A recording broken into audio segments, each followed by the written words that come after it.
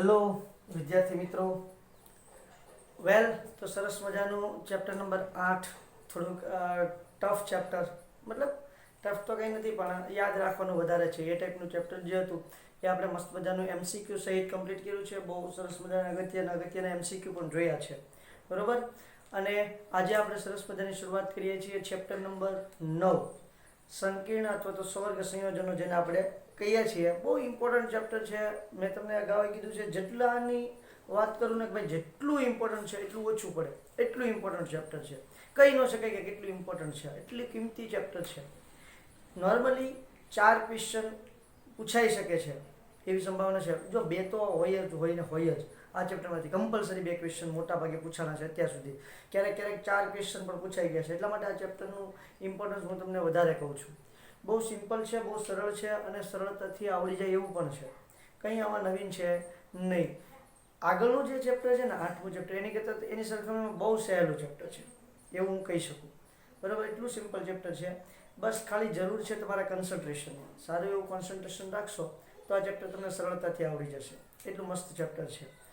વેલ, વધારે વાતો નહીં કરતા ચેપ્ટરના બધા કન્સેપ્ટ વન બાય વન સમજીએ. શું ચેપ્ટરની અંદર જોવાનું છે, સંકીર્ણ સંયોજનો કોને કહેવાય, કઈ રીતે બને છે, કઈ રીતે એની અંદર ધાતુઓનો અને લિગેન્ડનો ઉપયોગ થાય છે, કયા પ્રકારના બંધો બને છે, આ બધી વાતો આપણે કરવાની છે.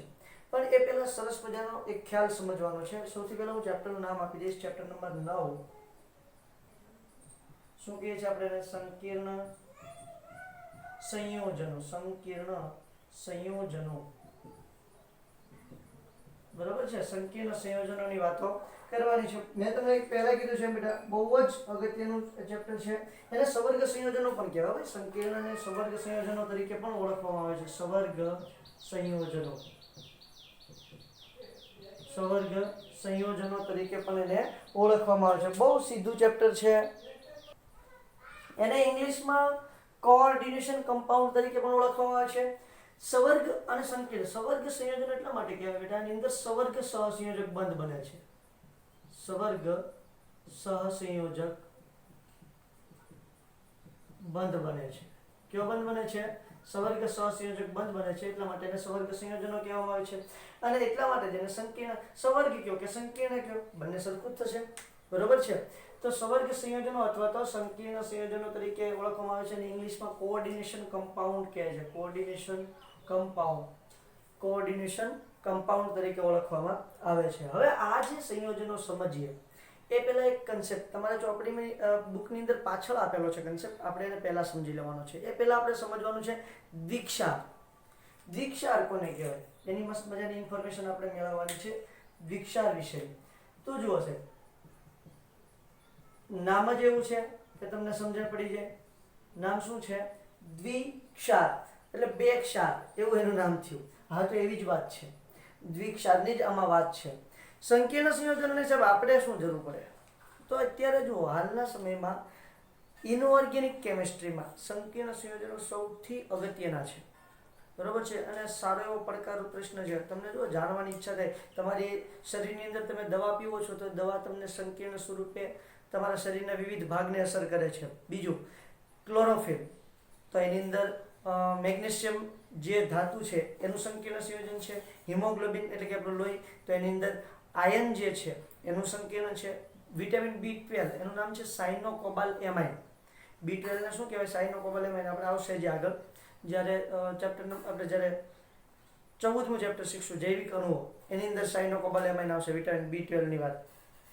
તો વિટામિન B12 છે સાયનોકોબાલેમાઇન, તો એની અંદર કોબાલ્ટ ધાતુ છે. તો આ બધી ધાતુ સંકીર્ણ સંયોજનો સ્વરૂપેમાં રહેલી હોય છે અને એ આપણા શરીરના વિવિધ ભાગોને અસર કરતી હોય. એ સિવાય કેટલી જગ્યાએ છે તેનો ઉપયોગ છે, અઢળક જગ્યાએ. આ ચેપ્ટરની અંતે આપણને એનો ઉપયોગ જ આપેલો છે કે અઢળક જગ્યાએ તમારા સંકીર્ણ સંયોજનોનો ઉપયોગ છે. તો એ આપણે એ ઉપયોગ ક્યાં ક્યાં થાય, કઈ રીતે થાય છે એની પણ આપણે વાતો કરવાની છે. અત્યારે સ્ટાર્ટિંગ કરીએ દ્વિક્ષારથી. દ્વિક્ષાર કોને કહેવાય? તો 2 ક્ષારને ભેગા કરવામાં આવે સંયોજનના નિયમ મુજબ. રેડ માર્કરથી લખું છું. સંયોજનના નિયમ પ્રમાણે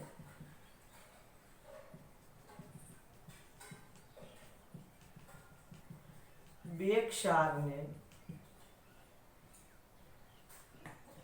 મિશ્ર કરવાથી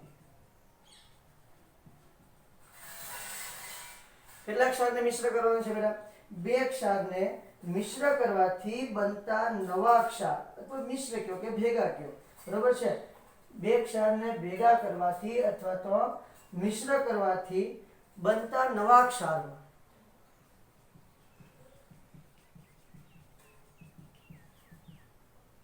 બંને ક્ષાર પોતાના મૂળભૂત ગુણધર્મો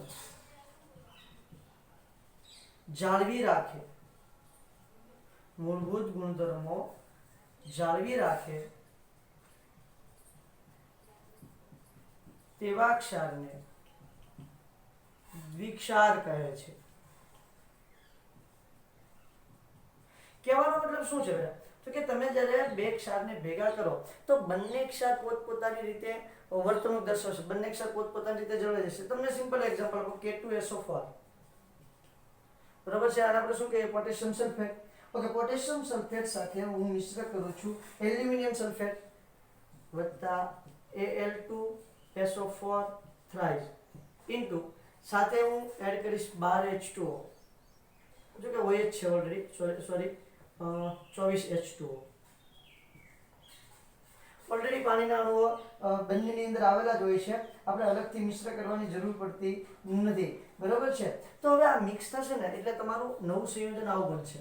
આ એક અલગ ક્ષાર છે પોટેશિયમ સલ્ફેટ, આ બીજો ક્ષાર છે એલ્યુમિનિયમ સલ્ફેટ, એનું જલીય દ્રાવણ બેનું બનાવ્યું છે. પોટેશિયમ સલ્ફેટ, એલ્યુમિનિયમ સલ્ફેટ બેનું જલીય દ્રાવણ બનાવ્યું એટલે અહીંયા શું બને છે? K2Al2SO4 કેટલી વખત છે? 4 વખત થશે, હા, ઇન્ટુ 24H2O. પોટેશિયમ સલ્ફેટ આવી ગયું, એલ્યુમિનિયમ સલ્ફેટ આવી ગયું અને પાણી પણ આવી ગયું. તો આ રીતે તમારું સરસ મજાનું આખું સંયોજન બને છે, જેને આપણે શું કહીએ છીએ? તો કે જેને આપણે કહીએ છીએ પોટાશ એલમ, એને કહીએ છીએ પોટાશ એલમ અથવા ફટકડી કહીએ છીએ. ફટકડી શું કહીએ છીએ? ફટકડી અથવા તો પોટાશ એલમ તરીકે ઓળખવામાં આવે છે. તો આ જે પોટાશ એલમ છે એની અંદર 2 ક્ષાર ભેગા છે, દેખાય તમને બેટા? આવડા 2 ક્ષાર આપણે ભેગા કર્યા છે. તો હવે શું થશે? તો જુઓ છે, આ તમારું K2+ છે ને એ પિક્રિક એસિડ સાથે પ્રક્રિયા આપે છે, પિક્રિક એસિડ, બરોબર છે?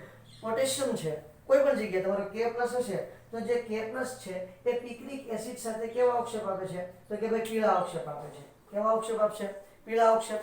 હવે જો તમારું Al2 જે છે, અલગ માર્કરથી દર્શાવું છું, તો Al2 જે છે એ બેઝ Na હોય છે, એની સાથે ચીકણા અવક્ષેપ આપે છે,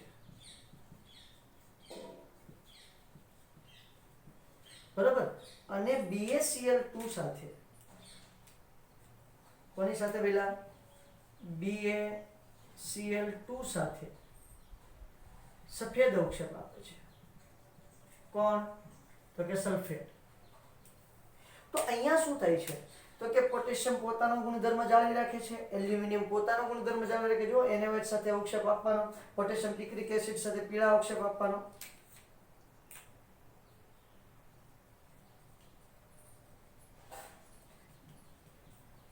પછી સલ્ફેટ જે છે એ BaCl2 સાથે સફેદ અવક્ષેપ આપવાનો જે ગુણધર્મ છે એ ગુણધર્મ જાળવી રાખે છે. તો અહીંયા દ્વિક્ષારમાં બંને ક્ષાર પોતપોતાનો ગુણધર્મ જાળવી રાખે, એટલા માટે એને શું કહેવાય? દ્વિક્ષાર કહેવામાં આવે છે. ક્લિયર થાય છે કે? હમણાં હું તમને સંકીર્ણ સમજાવીશ ને એટલે વાતની આખી ખબર પડી જશે, આખી વાતનો તમને તાગ મળી જશે. દ્વિક્ષાર એને કહેવાય કે જેમ 2 ક્ષારને તમે ભેગા કરો, 2 ક્ષારનું દ્રાવણ બનાવો તો બંને ક્ષાર પોતપોતાનો ગુણધર્મ જાળવી રાખશે. અહીં સમજો K છે તો પિક્રિક એસિડ સાથે પીળા અવક્ષેપ આપશે, એલ્યુમિનિયમ છે તો NaOH સાથે ચીકણા અવક્ષેપ આપશે, બરોબર? એ SO4 છે તો એ શું થશે? તો કે તમારા BaCl2 સાથે સફેદ અવક્ષેપ આપશે. હવે શું થાય છે? તો કે ભાઈ આવા બીજા એક્ઝામ્પલ છે, આ એક એક્ઝામ્પલ જ નથી, બીજો એક્ઝામ્પલ આપણે લેવા જઈએ FeSO4 NH4 2SO4. બીજો એક્ઝામ્પલ કોનું છે? FeSO4 plus NH4 2SO4. અને આપણે શું કહીએ છીએ?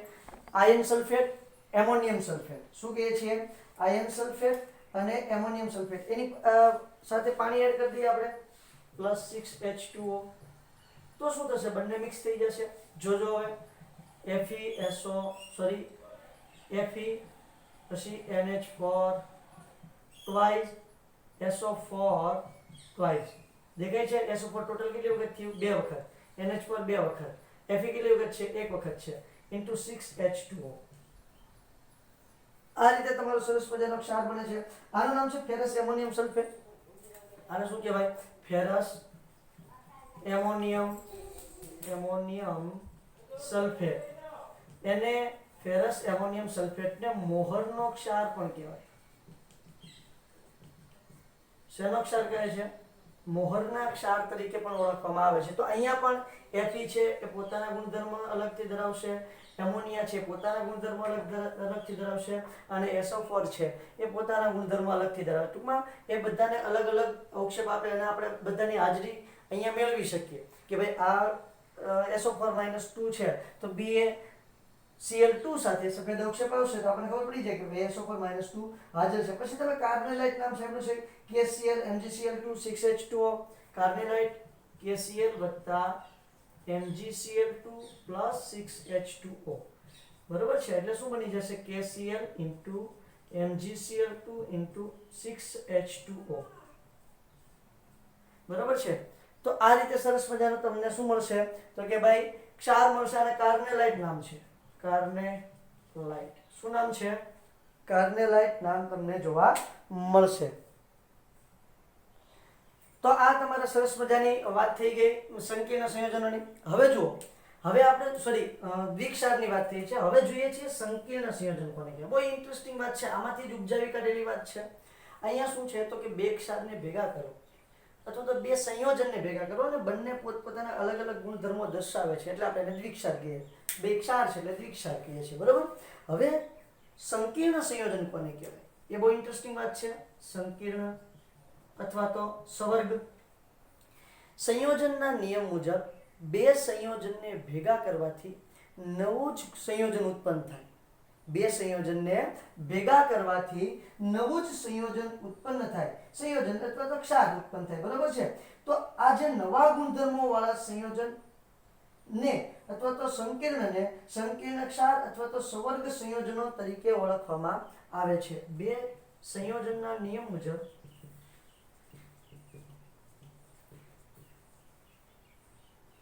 સંયોજનના નિયમ મુજબ બે સંયોજનોને ભેગા કરવાથી નવા ગુણધર્મો વાળા સંયોજન નવા ગુણધર્મો વાળું સંયોજન બને તેને સંકીર્ણ ક્ષાર અથવા સવર્ગ સંયોજન કહે છે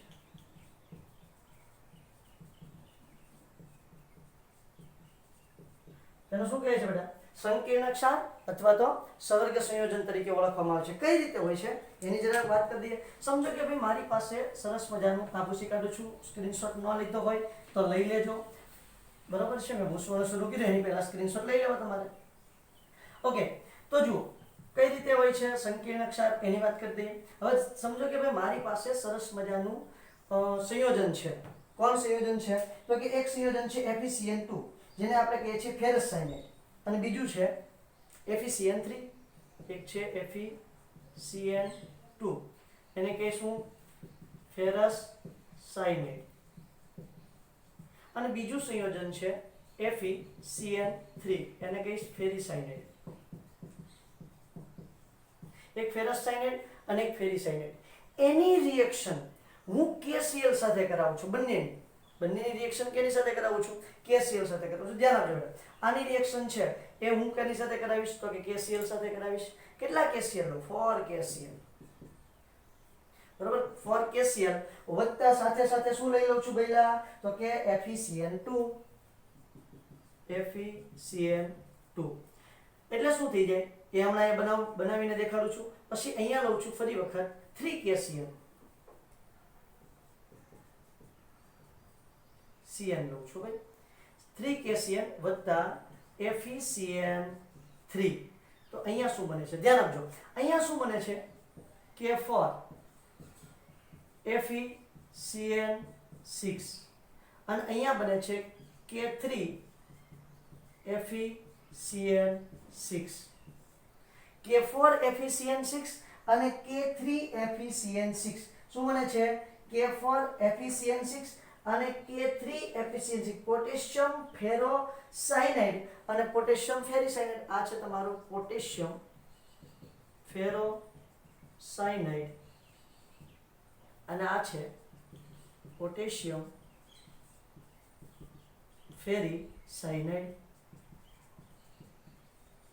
પોટેશિયમ ફેરોસાયનાઇડ અને પોટેશિયમ ફેરીસાયનાઇડ હવે ઘટના શું બને છે એ જોવાની છે હવે તમે સમજો કે ભાઈ આ આખું તમારું સંયોજન છે એનું તમે વિશ્લેષણ કરવા જાઓ જેમ આપણે આગળ કીધું હતું તેમ બરોબર છે અહીં કેમ FeSO4 અને NH4 ત્રણેય મળે તો અહીંયા તમે જોવા જાઓ ને તો તમારે Fe ને અહીંયા તપાસ કરવી હોય તો Fe ની તપાસ થશે નહીં કારણ કે આ આખું ઋણ આયન છે અને આ એક ધન આયન છે આ ધન આયન છે અને આ આખું સંકીર્ણ બન્યું છે આ શું બન્યું છે સંકીર્ણ અહીંયા એક એક સંયોજનની તમે અલગથી ચેક કરી શકશો નહીં એની અલગથી તપાસ કરી શકશો નહીં તમારે વિચાર આવે ભાઈ K નો તપાસ કરું બરોબર Fe ની તપાસ કરું CN ની તપાસ કરું તો K ની તો થઈ જાય K પ્લસ અલગથી મળશે એટલે K ની તપાસ તો કદાચ થઈ જાય પણ Fe અને CN ની એક સાથે જ થશે કારણ શું છે તો અહીંયા બંને પોતપોતાના ગુણધર્મ જાળવી રાખતા હતા અને અહીંયા શું થાય છે પોતાના મૂળ ગુણધર્મ ગુમાવી અને નવા જ ગુણધર્મો પ્રાપ્ત કરશે એટલે અહીંયા તમે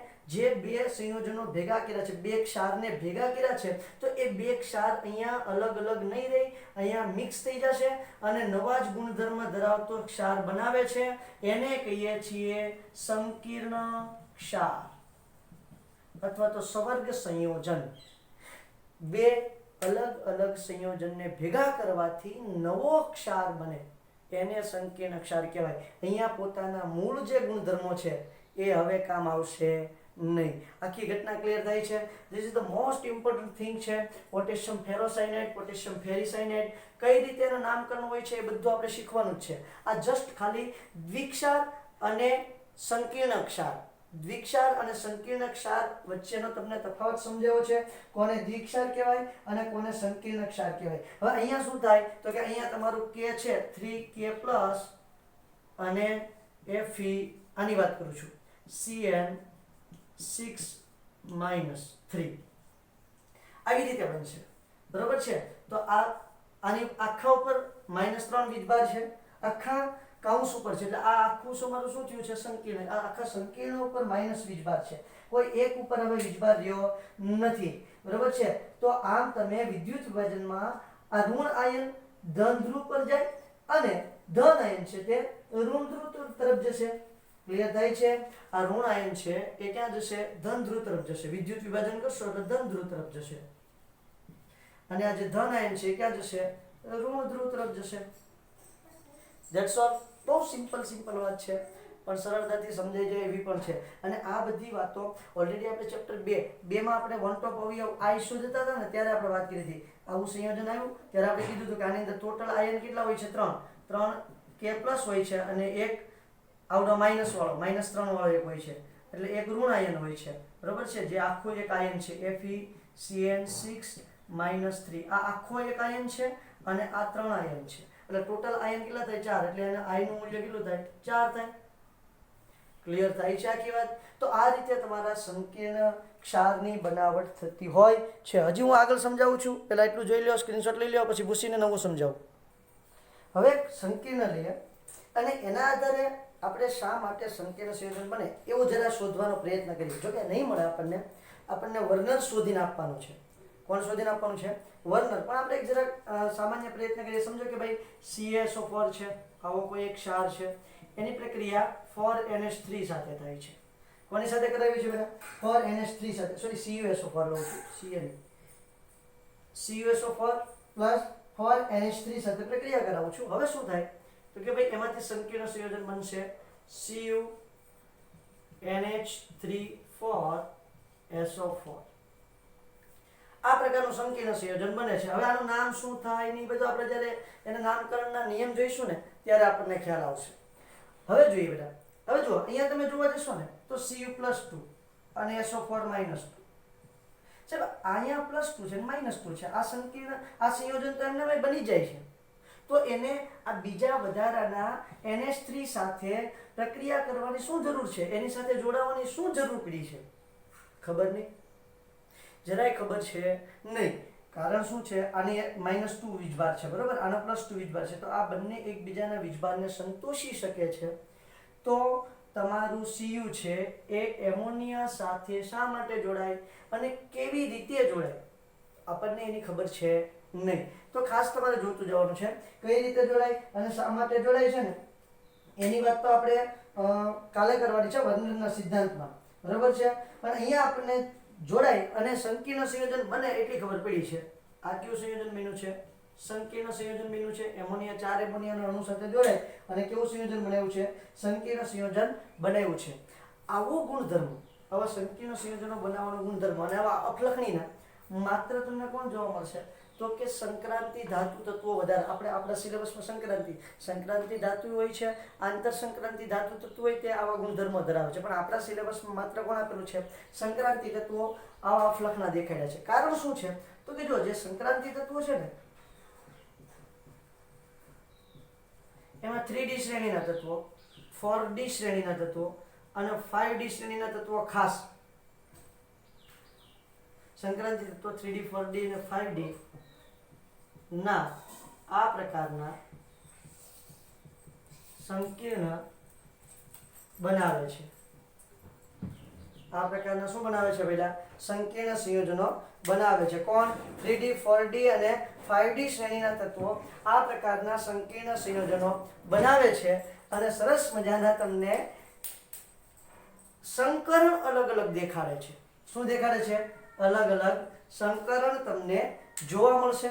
ઓકે ભાઈ, કઈ રીતે જોવા મળશે? જો n માઇનસ, ધ્યાન આપજો હું કઈ રીતે દેખાડું છું તે. n-1d NS અને NP આ કક્ષકો એકબીજા સાથે સંમિશ્રણ પામે અથવા NS NP અને ND આ કક્ષકો એકબીજા સાથે સંમિશ્રણ પામી અને અલગ અલગ સંકર કક્ષકો બનાવે, અલગ અલગ સંકર કક્ષકો બનાવશે. હવે શું થશે? તો કે ભાઈ આજે તમારા બહારથી કોઈ તત્વ જોડાય છે, એક આ ઋણ આયન છે, ઋણ આયન અથવા તટસ્થ ઋણ આયન હશે અથવા તો શું હશે? તટસ્થ હશે. તેને આપણે કહીએ છીએ લિગાન અથવા તો લિગેન્ડ પણ બોલે છે.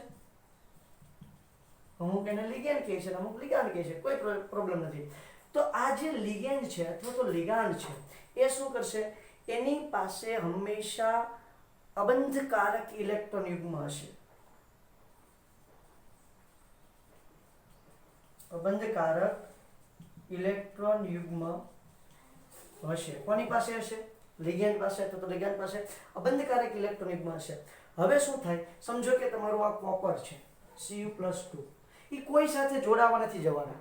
બંધ બનાવશે ને આની જેમ, અહીંયા કેમ આયનીય બંધ બનાવ્યો છે એવો આયનીય બંધ નહીં બનાવે. પણ શું થશે? આ લિગેન્ડ જે છે NH3, અહીંયા NH3, અહીંયા પણ NH3 અને અહીંયા પણ NH3, આ બધા NH3 લખ્યા છે. આ નાઇટ્રોજન પાસે વધારાના ઇલેક્ટ્રોન યુગ્મ હશે બેટા. હા, અબંધકારક ઇલેક્ટ્રોન યુગ્મ નાઇટ્રોજન પાસે હોય કે ના હોય? હોય. હવે શું કરશે?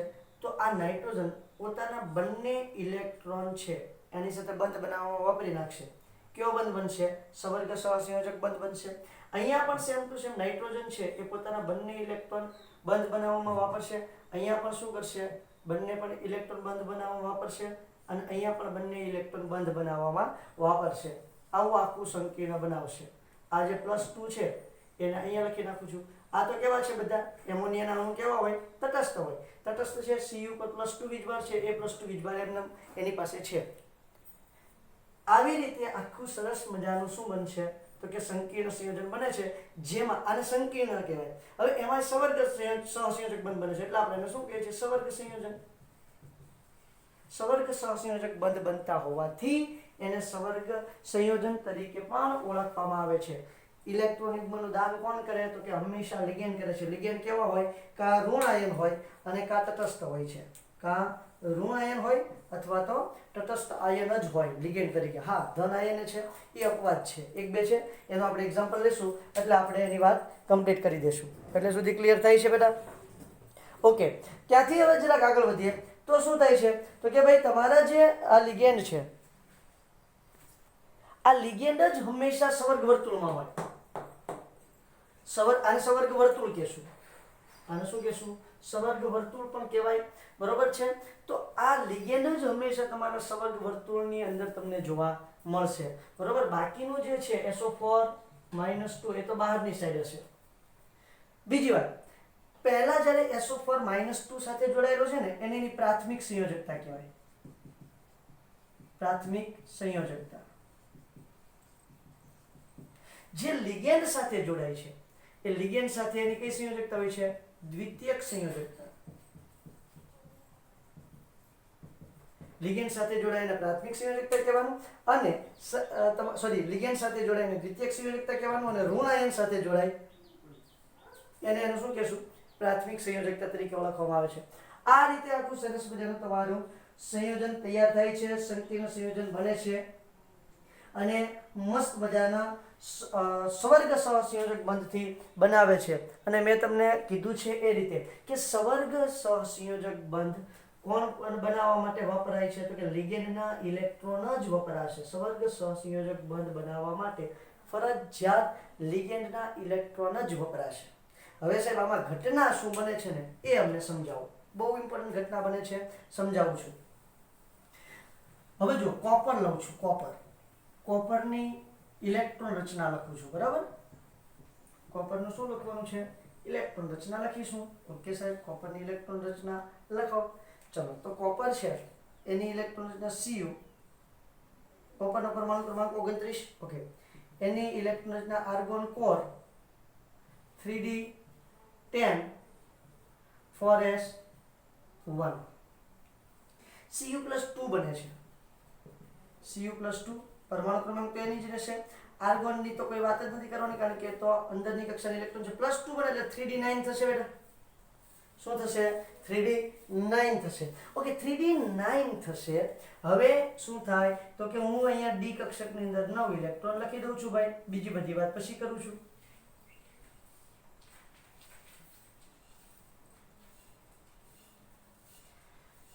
એક, બે, 3, 4, 5, 6, 7, 8 અને 9 ઇલેક્ટ્રોન ડી કક્ષકની અંદર મેં ગોઠવી દીધા છે. ક્લિયર છે? હા સર, ક્લિયર છે. હવે જો ડી પછી કોણ હશે? 4s કક્ષક ખાલી પડી છે અત્યારે એની. 4s કક્ષક એની કેવી પડી છે? ખાલી પડી છે. અહીંયા લખું છું 3d, અહીંયા લખું છું 4s કે જેની અંદરથી આપણે ઇલેક્ટ્રોન દૂર કરી દીધા એટલે કેવી હશે બેટા? ખાલી હશે. ત્યાર પછી કોણ હશે? 4p હશે. 4p એમાં ત્યાં px, py અને pz આવી રીતે ખાલી કક્ષકો હશે. હમણાં મેં તમને કીધું છે કે એની પાસે ns, np, nd કક્ષકો ખાલી હશે. એની પાસે n-1d, ns અને np હશે. સમજો કે 4 હોય તો 4s, 4p અને સાથે 3d ના કક્ષકો આ સંકરણ બનાવશે આ પ્રકારનું. અથવા તો s અહીંયા 4 હોય તો 4s, 4p અને 4d એવા કક્ષકો એકબીજા સાથે જોડાઈને સંકરણ બનાવશે. હવે અહીંયા કેટલા NH3 છે? 4 NH3 છે. તો 4 NH3 ઇલેક્ટ્રોન યુગ્મનું દાન કરશે. યુગ્મ કીધું છે. યુગ્મ એટલે જોડકું, મતલબ 2 ઇલેક્ટ્રોનનું દાન કરશે. તો આની પાસે કેટલી ખાલી કક્ષક હોવી જોઈએ? 4p હોય છે ભાઈ? હોય છે. 4s હોય છે? હોય છે. 4d પણ હોઈ શકે. ઓકે, તો આની પાસે ટોટલ 4 કક્ષકો અહીંયા ખાલી મને દેખાય છે. આ એમનો રહેશે બેટા. તો 4 ઇલેક્ટ્રોન ગોઠવું છું. આ એમોનિયામાંથી આવતા ઇલેક્ટ્રોન છે. આ પણ એમોનિયામાંથી આવતા ઇલેક્ટ્રોન છે. આ પણ એમોનિયામાંથી આવતું ઇલેક્ટ્રોન યુગ્મ છે અને આ પણ ઇલેક્ટ્રોન યુગ્મ એમોનિયામાંથી આવે છે. 4 સમાઈ ગયા છે. ઓકે, તો અહીંયા સંકરણ ક્યુ થશે બેટા? તમે જોઈ શકો છો ક્યુ સંકરણ તમને દેખાય છે. ક્યુ સંકરણ દેખાય તો કે ભાઈ આપણને સરસ મજાનું sp3 પ્રકારનું સંકરણ જોવા મળે છે. sp3 પ્રકારનું સંકરણ તમને જોવા મળશે. એ તો હજી આપણે બહુ બધી વાતો પછી કરવાની છે. અત્યારે આપણે એની બહુ માથાકૂટમાં પડવાનું નથી. પણ આ રીતે એની પાસે જે ખાલી કક્ષકો હોય ને કોની પાસે? તો કે કોપર પાસે. કોઈ પણ તમારું સંક્રાંતિ ધાતુ તત્વ હશે, મોટા ભાગે કોણ હશે? સંક્રાંતિ ધાતુ તત્વ. એની પાસે ખાલી કક્ષકો હોય એમાં લિગાન્ડમાંથી આવતા ઇલેક્ટ્રોનને સમાવી શકે છે, એટલા માટે એ સંકીર્ણ સંયોજન બનાવી શકે છે. આ સંકીર્ણ સંયોજન બનાવવા માટેનું પહેલું લક્ષણ છે કે એની પાસે ખાલી કક્ષક હોવી જોઈએ. આપણે શીખવાના છીએ, ડોન્ટ વરી. આપણે એ બધી લાક્ષણિકતાઓ જોવાની છે. આ તો જસ્ટ અત્યારે તમને વાત કરી દીધી છે, બરાબર. અહીંયા જો એક ઇલેક્ટ્રોન કેવો રહે છે? અયુગ્મિત રહે છે. તો તમે જ વિચારી લો કે આ જે સંયોજન બને છે, આ સંકીર્ણ સંયોજન બન્યું, એ અનુચુંબકીય છે કે પ્રતિચુંબકીય? અનુચુંબકીય. આખી ઘટના સમજાવી જોઈએ, ગળે ગાંઠિયો ઉતરવો જોઈએ. ક્લિયર થાય છે? તો આ રીતે આખું સંકીર્ણ સંયોજનોની રચના બનતી હોય છે. એમાં ધાતુ, મધ્યસ્થ ધાતુ આયન, આ છે તમારું ધાતુ આયન, અને આ બધા તમારા શું છે? લિગેન્ડ છે. શું છે? લિગેન્ડ છે. આ છે તમારા લિગેન્ડ. ધાતુ આયન, લિગેન્ડ. તો ધાતુ આયન અને લિગેન્ડ જ તમારા સંકીર્ણ સંયોજનની રચના કરશે. ધાતુ આયન અને લિગેન્ડ સંકીર્ણ સંયોજનની રચના કરે છે. એટલે સુધીની વાત સાહેબ સમજાતી હોવી જોઈએ. એમાં તો તમારું સંકીર્ણ સંયોજન ક્યાં, સોરી, એમાં જે લિગેન્ડ છે એ ધાતુ આયન સાથે ક્યાં બંધથી જોડાયેલું હોય પહેલા એ પણ ખબર હોવી જોઈએ. ધાતુ આયન સાથે સવર્ગ સહસંયોજક બંધથી જોડાયેલું હોય. ફરજિયાત સવર્ગ સહસંયોજક બંધ જ હશે. ફરજિયાત સવર્ગ સહસંયોજક બંધ છે. આ જે વર્તુળ છે, આ જે કાઉન્સ છે, બરોબર છે, સવર્ગ કાઉન્સ કયો, સવર્ગ વર્તુળ કયો, એની અંદર જે બંધ બને છે આ લિગેન્ડ અને ધાતુ વચ્ચે, એ હંમેશા કયો હશે? સવર્ગ સહસંયોજક બંધ છે. સાહેબ ઋણ લિગેન્ડ હોય તો આપણે ઋણ લિગેન્ડ જોઈ લઈએ. હવે આપણે જે એક્ઝામ્પલ જોયું છે એની જ વાત કરી નાખીએ. થોડું ઉતાવળ જોઈએ. સમજો કે FeCN6 છે, તો Cn તો કેવું છે? માઇનસ છે. હા તો કઈ વાંધો નહીં ને. તો જુઓ Fe+3 હોય, ધ્યાન આપજો એની રચના કઈ રીતે થાય. Cn6 છે તો અહીંયા કેટલું આવવું જોઈએ? -6. તો Fe+3 છે, ઓકે. અહીંયા Cn માઇનસ, અહીંયા Cn માઇનસ, અહીંયા Cn માઇનસ, અહીંયા પણ Cn માઇનસ, એક Cn માઇનસ ઉપરની તરફ અને એક Cn માઇનસ નીચેની તરફ. ટોટલ માઇનસ કેટલા છે? 6. અને પ્લસ કેટલા છે? 3. પ્લસ કેટલા છે? પ્લસ વીજભાર કેટલો છે? 3. અને માઇનસ વીજભાર કેટલો છે? 6. તો +3 -6 કેટલા વધશે? -3. તો અહીંયા 12 એટલા માટે આપણે શું લખીએ છીએ? K3. K પ્લસ 3 વખત થાય અને 3 વખત માઇનસ. વીજભાર સંતુલિત. તો આ રીતે તમારા અહીંયા પણ છે ફરજિયાત બંધ તો કયો બને છે? સવર્ગ સહસંયોજક બંધ જ બને છે. એવું ન વિચારતા કે અહીં ધન વીજભાર ને ઋણ વીજભાર આયનીય બંધ બને. આયનીય બંધ સવર્ગ વર્તુળમાં બનશે નહીં, બહારની સાઈડ હશે. આની સાથે આયનીય બંધ હોય, Cu+2 અને SO4 -2. અહીંયા આયનીય બંધ હશે, પણ આની સાથે જે બંધ બને ને, આની સાથે આયનીય બંધ હશે, પણ આની સાથે કયો બંધ હશે? સવર્ગ સહસંયોજક બંધ જ જોવા મળશે. એટલે સુધીની વાત આજે આપણે રાખીએ. કાલે આપણે વર્નરનો સિદ્ધાંત જોઈશું.